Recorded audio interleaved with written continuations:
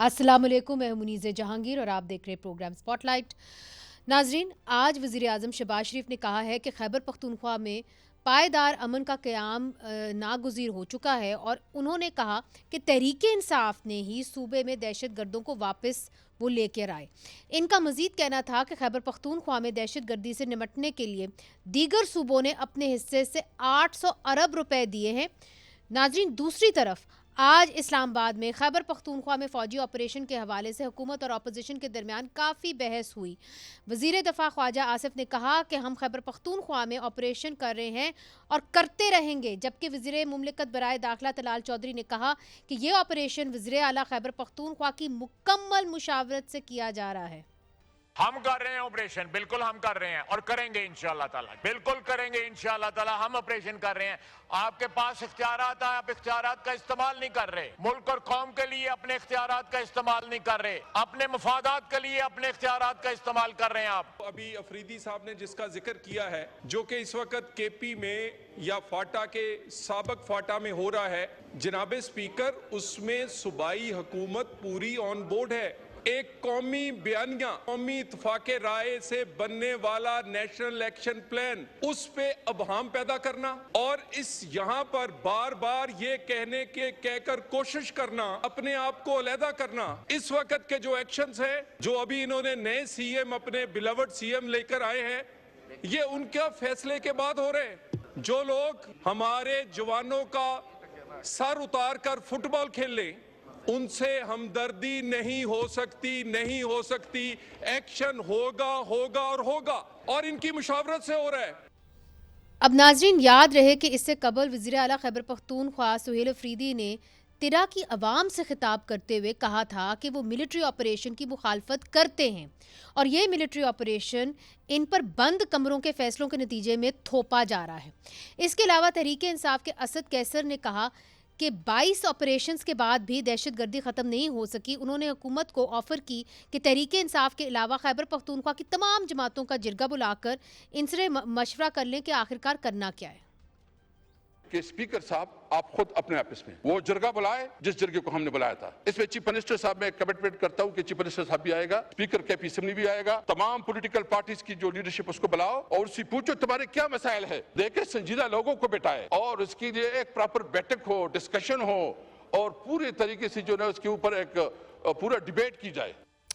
अब नाजरीन, वाज़े रहे कि खैबर पख्तूनख्वा के इलाका वादा तिरा में वो हमेशा से टीटीपी का एक गढ़ रहा है और अब वहाँ पर मिलिट्री ऑपरेशन की तैयारियाँ की जा रही हैं, जिसकी वजह से वहाँ के रिहायशियों को 25 जनवरी तक इलाका छोड़ने का हुक्म दिया गया है और अब तक 19,000 ख़ानदान जो है वो तिरा से हिजरत करने पर मजबूर है।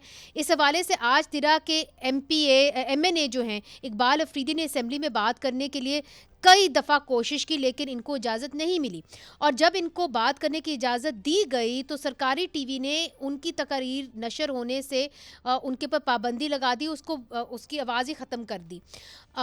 कुछ MNAs ने इनको तकरीर करने से रोककर ज़बरदस्ती भी बिठा दिया। ये भी हम आपको दिखा देते हैं, हमारी स्क्रीन के ऊपर आप देख सकते हैं। नाज़रीन, दूसरी तरफ सेनेट में सेनेट के अंदर जो अल्लामा नासिर अब्बास हैं, उनकी अपोजिशन लीडर के तौर पर तैनाती के बाद ऐसे लगता है कि हुकूमत और अपोजिशन में एक अंडरस्टैंडिंग की शुरुआत हो गई है, जिसकी झलक आज वहाँ होने वाले तकारीर से हमें देखने को मिली।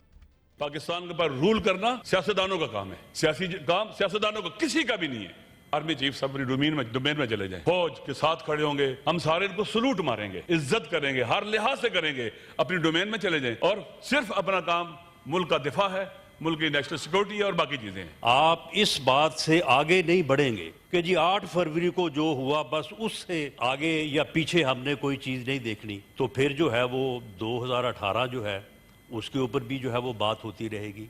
हम ना आप उस मौक़िफ़ की तायीद कर सकते हैं जो 2018 के इलेक्शन में हमने इख्तियार किया था और ना आप अपनी बात को जो है वो मनवा सकते हैं। इस बात पे क्यों ना मुत्फिक हो कि पाकिस्तान में फ्री और फेयर इलेक्शन के हवाले से जो मामलात हैं वो उस तरह से नहीं हैं कि जिसके ऊपर जो है वो पूरा एतमाद किया जा सके और जिसके ऊपर जो है वो इस किस्म के जो है वो इल्ज़ामात दोनों तरफ से ना कोई जीतने वाला ना कोई हारने वाला इस किस्म के जो है वो इल्जामात उठा सके। और अगर हम इस बात पे मुत्तफिक हो जाएं तो फिर हमें जो है वो बैठना चाहिए, हमें उस सिस्टम को जो है वो बेहतर करना चाहिए जिसके तहत ऐसे इलेक्शन होते हैं जो बाद में फिर एक तरफ के इल्जामात और दूसरी तरफ के दिफा की नजर होते हैं, तो उसके ऊपर जो है वो बैठ के बात की जा सकती है। इलेक्शन रूल्स के ऊपर जो है वो बात हो सकती है, इलेक्शन कमीशन के ऊपर जो है वो बात हो सकती है। लेकिन मामला ये है कि जो आपने फरमाया कि सियासतदानों को सियासत करनी चाहिए और सियासतदानों का जो है वो साथ देना चाहिए, क्या ये लॉन्ग मार्चेस, क्या ये जो है वो 3-3, 4-4 माह के धरने जो है ये सियासतदानों के खिलाफ इस्टेब्लिशमेंट देती है? क्या इस्टेब्लिशमेंट जो है वो आके धरने में बैठती है? धरने में तो सियासतदान ही बैठते। आए बैठें, उसके ऊपर बैठ के जो है वो बात करें और जहां से आप शुरू करना चाहते हैं आप करें। अब पार्लियामेंट में अपोजिशन लीडर्स की तैनाती के बाद क्या कौमी मसाइल के हल जो हैं वो बामकसद बातचीत से शुरू हो सकेंगे? हमारे साथ मौजूद हैं कैसर अहमद शेख साहब, वफाकी वज़ीर सरमायाकारी बोर्ड। आपका बहुत बहुत शुक्रिया, आपने हमें ज्वाइन किया। सेनेटर ज़मीर घुमरो साहब वकील भी हैं, रहनुमा पाकिस्तान पीपल्स पार्टी। और आफ्ताब आलम साहब सूबाई वज़ीर कानून, खैबर पख्तूनख्वा ह्यूमन राइट्स का पोर्टफोलियो भी आपके पास है।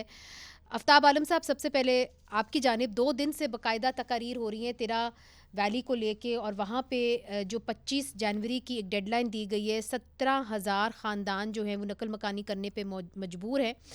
काफ़ी बड़ी तादाद है ये, पहले भी वो नकल मकानी कर चुके हैं। अगर आप मिलिट्री ऑपरेशन पे आमादा नहीं हैं तो फिर आपने ये जो 4 अरब रुपए मंजूर कराए हैं काबीना से नकल मकानी के लिए, वो किस खाते में कराएं? चूँकि एक तरफ से वज़ीर आला खैबर पख्तूनख्वा ऐलान करते हैं, तकरीर करते हैं कि जी ये बंद कमरों के फैसलों के नतीजे में मिलिट्री ऑपरेशन हम पे थोपा जा रहा है, दूसरी तरफ से वो 4 अरब रुपए काबीना जो है वो उनकी अप्रूव करती है और आपकी रजामंदी के बगैर वो कहते हैं कि जी हो ही नहीं सकता ऑपरेशन। तो फिर ये कैसे हो रहा है सब कुछ? बिस्मिल्लाहिर्रहमानिर्रहीम, इय्याका नअबुदु व इय्याका नस्तईन। देखिए, इस तरह है कि जहाँ तक ऑपरेशन का ताल्लुक़ है, बिल्कुल ये तो मेरे ख़्याल में बड़ा वाज़ेह डीजी साहब, डीजी ISPR साहब ने ख़ुद वाज़ेह किया था कि ऑपरेशन हम अपनी मर्ज़ी से कर रहे हैं, इसमें अगर वो चाहें या ना चाहें हम कर सकते हैं। तो ये तो बड़ा वाज़ेह है, इसमें कोई अबहम नहीं है। जहाँ तक रही बात लोगों के लिए पैकेज मंजूर करने की या उनको फैसिलिटेशन प्रोवाइड करने की, तो मेरे ख़्याल में चूँकि वो हमारे सूबे के लोग हैं, हमारे अपने लोग हैं और चीफ मिनिस्टर साहब के अपने डिस्ट्रिक्ट और अपने हल्के के लोग हैं, चाहे उनके हल्के के होते या ना होते, ये हमारा फ़र्ज़ था। इससे बेशतर भी हम बाजवड़ के लोगों के लिए भी पैकेज जो है वो अप्रूव कर चुके हैं, उनको फैसिलिटेट कर चुके हैं। तो ये हमारा हक है कि हम उनको फैसिलिटेट करें, हम उनको ऑन भी करते हैं। ऑपरेशन का जो हमारा स्टांस है, ये सिर्फ हमारा स्टांस नहीं है, ये हमारे 4 करोड़ अवाम का स्टांस है और ये तमाम पॉलिटिकल पार्टीज़ का स्टांस है। आपके इल्म में होगा कि गुज़िश्ता 2-3 महीने पहले जो है तमाम पॉलिटिकल पार्टीज़ को हमारे स्पीकर साहब एक काविश की थी उनको एक कंसेंसस डेवलप करने के लिए। तो एक ज़ुबान हो के तमाम पॉलिटिकल पार्टीज़ ने जो है ऑपरेशन की मुखालफत में जो उसके अंदर पाकिस्तान मुस्लिम लीग नून शामिल थी। ऑपरेशन जी बिल्कुल उसमें शामिल थी। एलामिया मेरे ख्याल में आपके सामने आ चुका होगा, आपके नॉलेज में। अच्छा सर, वो बात वाज़ेह है सर, कतक इलामी माफ़ आफ्ताब आलम साहब, बात ये है कि आर्टिकल 245 के हवाले से भी आपने कहा था ना कि आप उसको वापस ले लेंगे, यानी कि जो सिक्योरिटी फोर्सेस हैं वो इन एड ऑफ सिविल पावर उनको बुलाया जाता है इन इलाकों के अंदर ताकि वो ऑपरेशन कर सकें। जो सुहेल अफरीदी साहब की मेडन स्पीच थी उसके अंदर उन्होंने कहा था कि वो उसको वापस लेंगे आर्टिकल 245 को। अब काफ़ी देर हो गई है, वो वज़ीर आला भी हैं, तो ऐसी तो कोई बात नहीं हुई कि आर्टिकल 245 को उन्होंने वापस लिया हो ताकि ऑपरेशन हो ही ना सके, वहाँ पे सिक्योरिटी फोर्सेस हो ही ना। बिल्कुल, action in aid of civil power जो रेगुलेशन था, चूँकि हमारी प्रीवियस गवर्नमेंट ने उसे अडॉप्ट किया था और फिर पेशावर हाई कोर्ट ने उसको स्ट्राइक डाउन किया था, जिसमें जो प्रीवियस गवर्नमेंट थी वो अपील में गई थी सुप्रीम कोर्ट। तो उसका CPLA अपील जो था वो सर प्रीवियस गवर्नमेंट भी आपकी ही थी। बिल्कुल, just to clarify, previous government भी आपकी थी। जी मैं वही अर्ज कर रहा हूँ। जी जी मैं वही अर्ज़ कर रहा हूँ, गलतियाँ होती है, इसमें कोई शक नहीं होता। देखें, फिर हमारे एजी ऑफिस ने उसमें अपील की थी, तो चीफ मिनिस्टर साहब ने जैसे अपनी पहली स्पीच में जो है उसका ऐलान किया था कि मैं उसको विड्रॉ करने जा रहा हूँ, और उससे बेशतर हमारी असम्बली ने यूनानिमस रेजोल्यूशन, तमाम पॉलिटिकल पार्टीज़ की रजामंदी से एक यूनानिमस रेजोल्यूशन पास किया था कि इसको विड्रॉ करें। सर फिर क्यों नहीं हुआ विड्रॉ? हमारी कैबिनेट, नहीं जी, हमने, मैं वही अर्ज़ कर रहा हूँ कि कैबिनेट से जो है हमने बाकायदा तौर पर उसकी अप्रूवल की, चीफ मिनिस्टर साहब ने और तमाम कैबिनेट ने उसको विड्रॉ करने के अहकाम दिए।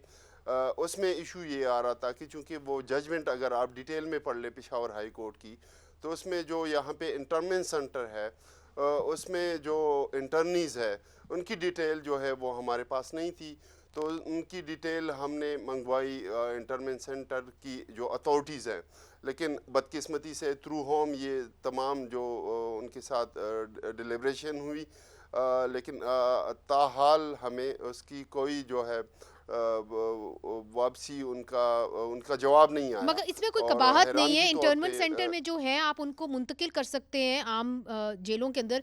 यहाँ पे घुमरो साहब भी बैठे हैं, वकील हैं, शायद इस बात को समझते भी हों, तो आप उनको मुंतकिल कर सकते हैं आम प्रिजन्स के अंदर। What was the problem? जी बिल्कुल, मैं यही तफसील, चूँकि आपने सवाल उठाया तो मेरा फ़र्ज़ बनता है कि मैं आपको तफसील से आगाह करूँ। देखिए, फिर इंटरमेंट सेंटर से थ्रू होम जो है हमने तफसील मांगी, लेकिन अनफॉर्चुनेटली वो हमें अभी तक प्रोवाइड नहीं की गई, तकरीबन महीना गुजरने को है, हालांकि कैबिनेट ने उसमें 15 दिन दिए थे, तो अभी तक हमें तफसील प्रोवाइड नहीं की गई। हम अभी प्रोसीड फर्दर करेंगे, हम सुप्रीम कोर्ट में हमारे एजी ऑफिस के थ्रू जो है हम इस बहरहाल मेरा, चलिए मैं वापस आपकी जानिब आऊंगी आफ्ताब आलम साहब, क्योंकि मेरा सवाल वहीं पे खड़ा है कि आप फिर भी आर्टिकल 245 को रिसेंड कर सकते थे अगर आप चाहते, और आप इंटरमेंट सेंटर्स में जो लोग हैं उनको मुंतकिल कर सकते थे आम जेल्स के अंदर। मगर कैसर अहमद शेख साहब की जानिब मैं जाना चाहती हूँ, चूँकि काबीना का वो हिस्सा है। कैसर साहब, आपका ताल्लुक़ कराची से है, मगर आपके जितने भी नुमाइंदे थे, जाहिद खान साहब जिनको आप जानते हैं बड़ी अच्छी तरीके से, एनपी में पहले होते थे, वो भी आपकी पार्टी की तरफ से गए थे जब जिरगा बुलाया गया था, और पीपल्स पार्टी के लोग भी उसके अंदर थे।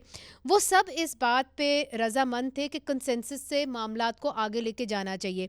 वहाँ पे लोगों ने ये कहा कि जी 4 ऑपरेशंस हो चुके हैं बाड़ा के अंदर, 3 ऑपरेशंस हो सकते हैं, ये चौथा होने जा रहा है। 2009 से लोग नकल मकानी करके जब वापस गए पिछले साल ही, तो उन्होंने देखा कि उनके घर उसी तरह टूटे फूटे हुए हैं। अब फिर से उनको नकल मकानी करने पे मजबूर किया जा रहा है। तो लोग कह रहे थे कि मिलिट्री ऑपरेशन का कोई हल नहीं निकला। तो फिर हमारे जो स्टेट मिनिस्टर फॉर इंटीरियर हैं तलाल चौधरी साहब, क्यों बार बार इंसिस्ट करते हैं कि वहाँ की लोगों की जो कलेक्टिव विजडम है उसके बरक्स आप फिर से एक और मिलिट्री ऑपरेशन करें? बिस्मिल्लाहिर्रहमानिर्रहीम। देखिए, मिलिट्री ऑपरेशन तो जब तक ये दहशतगर्द रहेंगे वहाँ, दहशत गर्दी का मेन तो ये हमारी सूबाई असम्बली के जो है KPK की, उसको वहाँ पे लॉ एंड ऑर्डर सूरत हाल को ठीक करना है। और फिर अगर दहशत गर्द रहेंगे तो कला कमा तो उनका ज़रूरी है ही ना। आप देख तो रहे हैं कि दहशत गर्दी की कार्रवाइयाँ हो रही हैं, वहाँ से हमले हो रहे हैं जो कि बेस्ड हैं अफ़गानिस्तान से।